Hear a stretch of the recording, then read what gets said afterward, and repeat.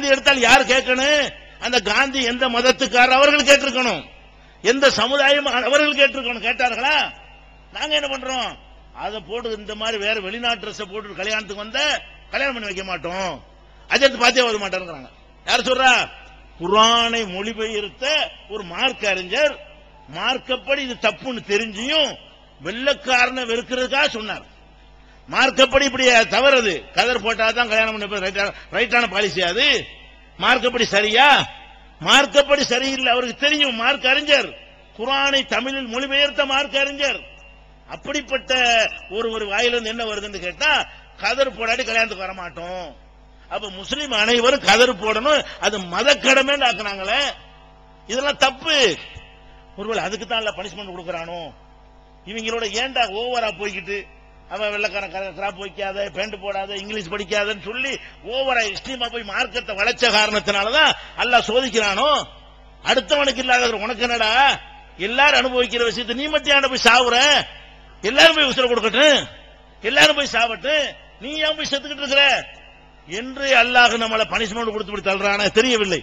இப்படி எல்லாம் நினைக்கும் அளவுக்கு நம்ம நெஞ்சோம் தியாகம் பண்ணணும். அப்ப இந்த மாதிரியான ஒரு நிலையில் இருந்த ஒரு சமுதாயம் ஏன் வெறுக்கப்படுகிறது? வெள்ளக்காரன் பார்க்கறான், இவங்கள முஸ்லீம்கள் தான் இத்தனை காரணமா இருக்கிறாங்க, இவங்கள இந்துக்களையும் பிரிச்சிடணும், இவங்களுக்கு மத்தியில சண்டை உண்டாக்கிடணும், இவங்களுக்கு மத்தியில மோதலை உண்டாக்கிட்டோம் வைங்க, அப்ப நம்மளை அவங்களுக்குள்ள சண்டை போட்டு கிடப்பாங்க என்று வெள்ளக்காரனை செய்யறான். அப்பதான் சூழ்ச்சி பண்றான், போராட்டங்களை பார்க்கறான். முஸ்லீம் இந்துவும் சேர்ந்தார்களே ஆனால் நமக்கு இங்க ஆள முடியாது, முஸ்லீம் மட்டும் சேர்ந்தா கூட நமக்கு ஆள முடியாது. முஸ்லீம் இந்து மோதிக்கிட்டான்னா, அவங்களுக்குள்ள அடிச்சுக்கிட்டான்னு சொன்னா முஸ்லீம் தான் நீ விளைவிக்கிறேன்னு. இப்ப இருக்கிற இந்தியாவை கணக்கு பண்ணி பேசக்கூடாது, பாகிஸ்தான் இதுல சேர்ந்து இருந்துச்சு, அதை கணக்கு பண்ணி பார்க்கணும். இப்பதான் நம்ம ரொம்ப ஓவர் மைனாரிட்டிங்கிறாங்க. பாகிஸ்தான் இதுல சேர்ந்து இருந்தால் நம்ம என்ன? இப்ப அவன் 25 கோடி பேர் இருக்கான், இங்க ஒரு 20 இருக்கிறோம், 45 ஆச்சு. அப்ப 80க்கு 45 அந்த கணக்குல இருப்போம். எல்லா மதமும் சேர்ந்து 80 என்று சொன்னால், பாகிஸ்தான் பிரியாமல் இருந்தால் நம்ம 45 கோடி. பாகிஸ்தான்ல இப்ப இருக்கிறவன் 25, பாகிஸ்தான் பங்களாதேஷ் எடுத்துக்கிறங்க, பங்களாதேஷும் பாகிஸ்தான் தான், அது இந்தியா தான். அப்ப இந்தியா, பாகிஸ்தான், பங்களாதேஷ் எல்லாத்தையும் கூட்டி பார்த்தீங்கன்னு சொன்னா ஓரளவுக்கு நெருக்கமா நம்ம முஸ்லீம் மட்டும் 45-50 இருப்பான், 50 கோடி இருப்பான். இன்னைக்கு மற்ற எல்லாரும் சேர்ந்து 70-80 இருப்பான். அவன் ரெண்டா பிரிஞ்சாலும் முஸ்லீம் தான் ஆட்சிக்கு வருவான். அவன் ரெண்டா பிரிஞ்சு போனாலே முஸ்லீம் புறா சேர்ந்தா முஸ்லீம் பிரதமர் தான், முஸ்லீம் ஆட்சி தான், முஸ்லீம் நாடு தான் என்கிற அளவுக்கு இருந்தோமே. அப்படிப்பட்ட ஒரு காலத்துல வெள்ளக்காரன் என்ன செய்யறான்? இவங்களை பிரிக்கணும், இந்துக்களையும் முஸ்லிம்களையும் பிரிக்கணும் என்பதற்காக வேண்டி பல கட்டுக்கதைகளை சொல்லி பிரிக்கிறான். எப்படி பிரிக்கிறான்? முஸ்லீம் மன்னர்கள் ஆட்சி பண்ணாங்கல்ல, அவங்க மீது எந்த வெறுப்பும் இந்துக்களுக்கு இருந்தது இல்ல, அப்படி ஆட்சி பண்ணல, நல்ல ஆட்சி தான் பண்ணாங்க, சமத்துவமா பண்ணாங்க. இவன் என்ன வரலாற்றுல கொண்டு கைய வச்சான். வெள்ளக்காரன் என்ன பண்ணான்னு கேட்டா, ஒரு 600 வருஷம் ஆண்டு இருக்காங்கல்ல, 600 ஆண்டுக்கு முந்தின சரித்திரத்தை எடுத்து அவங்க கொள்ளையடிச்சாங்க, கோயிலை கொள்ளையடிச்சாங்க, நகையை திருடிட்டு போனாங்க, கோயிலாம் இடிச்சாங்க. இந்த குத்துப் மினார் சொன்ன குத்துப் மினார் வச்சுக்கிறான் டெல்லியில, அந்த 1200 கட்டப்பட்டது. முதல் மன்னர் குத்துபுதீன் ஐபக் என்பவர் என்ன செய்யறாரு? அதை வந்து கட்டுறாரு. அதை கூட வெள்ளக்காரன் எப்படி எழுதுனா தெரியுமா? இந்த குத்துபுதீன் ஐபக் வந்து பக்கத்தில் இருந்த கோயிலெல்லாம் இடிச்சு தள்ளிவிட்டு அதனுடைய கல்லு மண்ணை வச்சு இதை கட்டினார் எழுதி வச்சுக்கிறாங்க. யார் பண்ண வேலை? வெள்ளக்காரன். அப்ப எல்லா விதமான வரலாறுகளையும் முஸ்லிம் மன்னர்கள் இந்துக்களை கொடுமைப்படுத்தினார்கள். அப்படி கொடுமைப்படுத்தி அன்னைக்கு எதிர்ப்பு வந்திருக்கு. கொடுமைப்படுத்தி இருப்பார்களே ஆனால் அது பொய்ங்கிறது வேற எங்க நீங்க தேட வேணாம். அப்ப சின்ன சின்ன சமுதாயமா இருக்கிற ஒரு சமுதாயம் போய் ஒரு கோவில் இடிச்சு அவன் பார்த்துட்டு இருப்பானா? கொஞ்சம் கூட எதிர்த்து நிக்க மாட்டானா? அடிச்சு உதைக்க மாட்டானா? அப்ப தடுத்து நிறுத்திருக்க பாடுபட மாட்டானா? கோயில் அவனுக்கு புனிதமானதாச்சே. இப்படி நடந்து இருக்குமையானால் அன்றைக்கு எதிர்த்திருப்பார்கள். 600 ஆண்டுல யாருமே எதிர்க்கல. இவன் என்ன பண்றான்? இந்துக்களுக்கு வெறுப்பு உண்டாக்க வேண்டும் என்றால் சரித்திரத்தை மாத்து, வரலாற மாத்து, கட்டாய மத மாற்றம் பண்ணாங்க. எல்லாம் இவன் போட்ட வேலை. யார் போட்டது? வெள்ளைக்காரன் இந்து முஸ்லீம் பகையை உண்டாக்குவதற்காக வேண்டி அன்றைக்கு முஸ்லீம் என்ன பண்ணான் தெரியுமா? நீ 2 பேரும் சேர்ந்து நிக்கிறீங்களா? இவங்க என்ன பண்ணிருக்காங்க தெரியுமா? இப்படிங்கிறது என்ன பண்ணா? அப்பம் பாட்டனோட எல்லாம் கத்தியை காட்டி ஒரு கையில குரானை வச்சுக்கிட்டு ஒரு கையில வாழை வச்சுக்கிட்டு இஸ்லாம் சேர்த்து விட்டாங்க. அப்படி சேர்க்க முடியுமா? வாழை கழிச்சுட்டு சின்ன சமுதாயம் போய் பெரிய சமுதாயத்தை மிரட்ட முடியுமா? பெரிய சமுதாயம் சின்ன சமுதாயத்தை மிரட்டினா கொஞ்சம் அறிவாக ஏற்றுக்கொள்ளுது. சின்ன சமுதாயம் போய் என்ன செஞ்சான், இப்ப நம்ம 50 கோடி 60 கோடி எல்லாம் சேர்ந்து இருக்கிறோம். அவன் ஆட்சிக்கு வந்தான், அப்ப அவ்வளவா இருந்தா குத்துபுதீன் ஐபக்கு ஆட்சிப்படி இந்தியா ஆண்டான ஆளக்கூடிய நேரத்தில் 40% இருந்தா இல்ல 2% வந்திருப்பான். 2% உள்ளவன் கோயில் அடிச்சுட்டானாம், இடிச்சு அதை எடுத்து குத்துப் மினார் கட்டினானா. அந்த பழசு பட்டையில கட்டினதுதான் இன்னைக்கு வரைக்கும் இருக்குதான். ஏன்னா நிச்சயமான இடிச்ச பொருளை கொண்டு 2வது கட்டி இருந்தா இன்றைக்கு அதிக சுற்றுலா பயணிகள் வரக்கூடிய இடமாக குத்துப் மினார் இருக்கிறது. அது ஃப்ரெஷ்ஷா ஒரு தனி தொழில்நுட்பத்தில் கட்டி இருக்கிறான். அதனால இடியாம இன்னைக்கு என்ன செய்யுது, நிலைச்சு நிற்கிறது. யுனெஸ்கோவில் அங்கீகரிக்கப்பட்டிருக்கிறது, பழமையான சின்னம், ஐநாவுடைய அங்கீகாரம் பெற்றிருக்கிறது. அப்ப இடிச்சிட்டு கட்டின ஒரு விஷயம் இவ்வளவு நாளைக்கு நிக்குமா? ஆனால் வரலாற்றை மாத்தணும். எப்படிலாம் மாத்தினா, உங்க பெண்களை எல்லாம் கற்பழிச்சாங்க, யாரு முஸ்லிம் மன்னர்கள் இந்து பெண்களையா கற்பழிச்சாங்க, இவனுக்கு ஆத்திரம் வரும். இந்து கோயிலை இடிச்சாங்க, இவனுக்கு ஆத்திரம் வரும். இருக்கிற பள்ளிவாசல் கோயிலா இருந்துச்சு, இவனுக்கு ஆத்திரம் வரும்.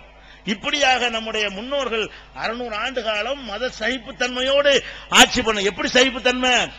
ஒரு உதாரணம், சகிப்புத்தன்மைக்கு ஒரு உதாரணம் சொல்றேன். இன்றைக்கு இந்திய அரசாங்கத்தில் இருக்கக்கூடிய ஆவணத்தை வைத்து நான் உதாரணம் சொல்கிறேன். முஸ்லிம் மன்னர்கள் எப்படி ஆட்சி பண்ணாங்க. முகலாய மன்னர்கள், முகலாய ஆட்சியை உண்டாக்குனவர் யாரு? யாரு? பாபர். பாபர் தான் முகலாய சாம்ராஜ்யத்தை நிறுவனர். அப்ப பாபருங்கிற மன்னர் இருக்காரு இல்லையா, அவருடைய மகன் ஹுமாயூன், அவருடைய மகன் தான் அக்பர். அப்ப பாபர் என்பவர் ஆட்சியில் இருக்கிறாரு. அவருக்கு மரணம் நெருங்கக்கூடிய நேரத்தில் மகனுக்கு என்ன செய்யறாருன்னு கேட்டா, ஒரு உயில் எழுதுறாரு. அந்த பாபர் நாமாண்டதுக்கு பேர் பார்சி மொழியில் எழுதுறாரு. அது என்ன உயில் எழுதுறாரு? எனக்கு பிறகு நீ என்ன மாதிரி ஆட்சி செய்யணும் மகனுக்கு சொல்றாரு. நான் போயிருவேன், எனக்கு அப்புறம் இந்தியாவை நீ தான் ஆள போற, நீ என்ன மாதிரி ஆட்சி பண்ணணும் என்பதற்காக வேண்டி அவர் பாபர் நாமாவில் எழுதுறாரு. என்ன எழுதுறாரு என்று கேட்டால், மகனே ஹுமாயூனே, நீ இந்து சமுதாய மக்கள் பெரும்பான்மையாக இருக்கக்கூடிய ஒரு நாட்டை ஆளப்போகிறாய். அவர்கள் மனம் புண்படி, அவங்க மத நம்பிக்கையை பாதிக்கும்படி எதுவும் செய்யாதே. நம்முடைய மார்க்கத்தில் பெருநாள்ல குர்பானி கொடுப்போம் இல்லையா, ஆடை குர்பானி கொடுக்கலாம், மாட்டை கொடுக்கலாம், ஒட்டகத்தை கொடுக்கலாம். பெருநாள் தினத்துல அறுத்து ஏழைகளுக்கு பங்கிடுறோம் இல்லையா, அந்த பெருநாள் தினத்தில் அறுக்கிற பிராணி 3 இருக்கிறது. ஆட்டையும் அறுத்து நம்ம குர்பானி கொடுக்கலாம், மாட்டையும் அறுத்து குர்பானி கொடுக்கலாம், ஒட்டகத்தையும் அறுத்து குர்பானி கொடுக்கலாம். இவர் சொல்றார் மகனுக்கு, மகனே நம்முடைய மத நம்பிக்கை பிரகாரம் நம்ம ஆட்டையும் அறுக்கலாம், மாட்டையும் அறுக்கலாம், ஒட்டகத்தையும் அறுக்கலாம், நம்ம காசுல வாங்கினதை அறுக்க போறோம். ஆனாலும் இந்துக்கள் மாட்டை புனிதமா நினைக்கிறார்கள். அதனால் நீ மாட்டை குர்பானி கொடுக்காத, கொடுத்தால் அவர்கள் வெறுப்படைவார்கள், அவர்கள் சகித்துக் கொள்ள மாட்டார்கள். அதனால் நிம்மதியா உனக்கு ஆள முடியாது. யார் சொல்றாருங்க?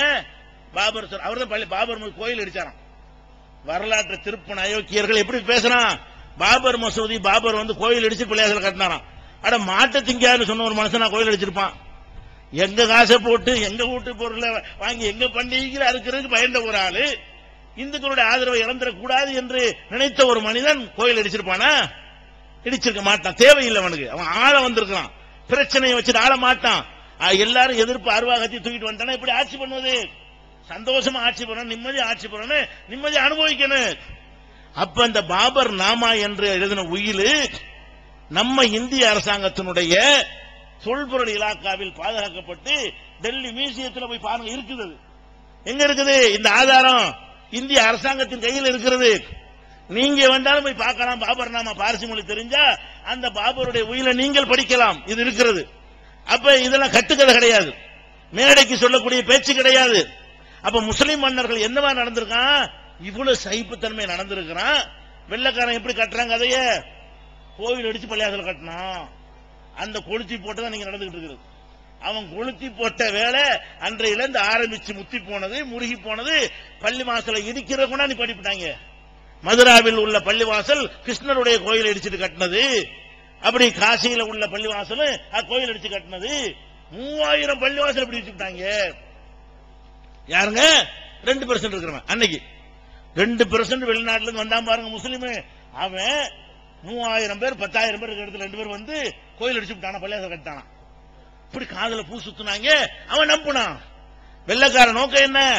இன்னும் கொஞ்ச நாளைக்கு தக்க வைத்துக் கொள்வதாக இருந்தால், ஆட்சியை தக்க வைத்துக் கொள்வதாக இருந்தால் இந்து முஸ்லீம் அடித்துக் கொள்ள வேண்டும், ஒன்னு சேர்ந்துடக்கூட. அவங்களுக்குள்ள நம்மள மறந்துடுவாங்கல்ல, அவங்களுக்குள்ள சண்டை நடந்துகிட்டா நம்மளே அவங்க கவனிக்க போறாங்க, நம்ம நிம்மதி ஆகலாம். இதுக்கு போட்ட கொளுத்துன ஒரு விதை தான் எல்லாரும் கசப்பு. அப்படியே சீட்ல உட்கார்ந்து அதிகாரத்தில் உட்கார்ந்து பாருங்க, எல்லாரும் இப்படி ஆளுக்கு முஸ்லீம் அவன் வெற்றி கண்டுட்டாங்கல்ல. இன்னைக்கு நினைக்கிறாங்கல்ல, எந்த அதிகாரியுடைய மனசுலையும் உள் மனசை போய் பாருங்க, இப்படித்தான் நினைக்கிறார்கள். சில நேரங்களில் வெளிப்படுத்தி விடுவார்கள். முஸ்லீம்னா யாரு தெரியும்டா, நீங்க கோயில் அடிச்சாலும் தெரியாது நினைக்கிறீங்களா, அப்படி உள்ளத்துல இருக்கும். போய் பேசுவாங்க. ஒரு கலெக்டரா இருந்தாலும் சரி, எஸ்பியா இருந்தாலும் சரி, டிஎஸ்பியா இருந்தாலும் சரி, டிஜிபியா இருந்தாலும் சரி, சிஎம்ஆ இருந்தாலும் சரி, எந்த கட்சிக்காரனா இருந்தாலும் சரி, உள்ளத்துல என்ன இருக்கும்னு கேட்டா ஏதோ ஓட்டுன்னு இருக்குது, அதுக்காக சிரிச்சுக்கிடுவோம். அதான தவிர உங்களை என்ன லெவல்ல மனசுல வச்சிருக்கான் கண்டிப்பா இதான். அதனால இவங்க கோயில் அடிச்சவங்க, இவங்க ராஜ்யம் பண்ணும் போது நம்ம பொம்பளை எல்லாம் கற்பழிச்சவங்க, நம்மளை பத்தி வெள்ளைக்காரன் கொளுத்தி போட்டான் பாருங்க, அவ்வளவு பொய், வரலாற்றுல இல்லாத ஒன்று, லாஜிக்கும் உதைக்குது, நடந்து இருக்க முடியாது. கத்தி அறுவாளை வச்சு மதம் மாற்றம் பண்ணா இப்பயும் மதம் மாறான எப்படி வர்றான்? இப்ப எந்த கத்தியங்கள் இருக்குது, இப்ப எந்த அருவாய் இருக்குது, இப்ப எந்த ஆட்சி இருக்கிறது? அதை விட ஜாஸ்தியா இஸ்லாத்துக்கு வர்றானப்பா. அன்னைக்கு வந்தானே அதை விட ஜாஸ்தியா இஸ்லாத்துக்கு வந்திருக்கிறான், வந்து கொண்டிருக்கிறான். அந்த மார்க்கம் கவர்கிறது, அந்த கொள்கை பிடித்து வந்தார்கள். நீ தலித்து மக்களுக்கு தண்ணி குடிக்க கூடாது, அங்க வரக்கூடாது விரட்டினா இஸ்லாம் தான் சமத்துவம் வரத்தான் செய்வான். அனைவருக்கு சமநீதி கொடுத்தால் வரத்தான் செய்வான். மத வழிபாட்டு தலங்களை வைத்துக் கொண்டு மக்களை அடக்கி உடைக்கி நீ அங்க வராது இங்க வராது வரத்தான் செய்வான். நீங்கள் செய்த செயல்களால் இஸ்லாத்திற்கு வந்தானே தவிர எங்களுக்கு பயந்து வந்தானா? பயப்படுற மாதிரி நாங்க ஆட்சி பண்ணணுமா? மாட்டு அறுக்காதுன்னு சொல்லக்கூடிய அப்படி பண்ணி இருப்பானா? உயிரிழந்து வச்சு அப்படி செஞ்சு இருப்பானா? அப்ப இந்த மாதிரியான ஒரு கசப்பை அன்றைக்கு போட்டார்களே, அது அப்படி தொடர்ச்சியா எத்தனை வருஷம் போட்டான்? 200 ஆண்டுகள் திருப்பி திருப்பி திருப்பி திருப்பி சொல்லி, அது 10 பேர் கருத்தாயிருந்து 100 பேர் கருத்தாகி 1000 பேர் கருத்தாகி மொத்தத்தில் படிச்சவன் மண்டையில இதெல்லாம் ஏற்றப்பட்டிருக்கிறது. படிக்காத பொதுமக்கள் இந்த கசப்பு கிடையாது. இந்த பொய் அவன் படிக்கல, வெள்ளைக்காரனுடைய பொய் புரட்ட படிக்கல, மெத்த படிச்ச மேதாவிகளா இருக்கக்கூடிய அத்தனை பேருடைய உள்ளங்கள்லையும் நம்மளை பத்தின பார்வை என்ன இதுதான். அதனாலதான் எது இடத்துல நம்மள இப்ப எழுதுறான்ல, 2 பேர் கொண்டு நேற்று மதுரையில ஜெலட்டினோட பிடிச்சிருக்காங்க. அவன் என்ன தீவிரம் சொல்ல மாட்டாங்க, ஜெலட்டின் லைசன்ஸ் இல்லாமல் ஜெலட்டின் வச்சிருந்தார்கள். ஒரு மாயா இருந்தா திருப்பதி கோவிலை தகர்க்க சதி, வெடிகுண்டு ஜெலட்டின் பிடிக்கிறான், டண்டனா பிடிக்கிறான். முந்தா நாளுங்க மதுரையில டண்டனா பிடிச்சி வைக்க இடம் இல்லாம அதுக்குள்ள வச்சு சீலை வைக்கிறான். அவ்வளவு பிடிக்கும் பொழுது அதையே மதுரையில் உள்ள காஜி மார்த்தர் பள்ளிவாசலை தகர்க்க சதின்னு போட மாட்டேங்கிற. இந்து தானே பிடிக்கும், இந்து தானே வச்சிருந்தான். இந்து வச்சிருந்தான்னு லைசன்ஸ் இல்லாம வச்சிருந்தான். முஸ்லீம் வச்சிருந்தா அதுக்கு பேர் என்னது? திருப்பதி. ஒரு டிசம்பர் 6 வரட்டுமே, ஒவ்வொரு கோயிலுக்கு பாதுகாப்பு. எதுக்கு?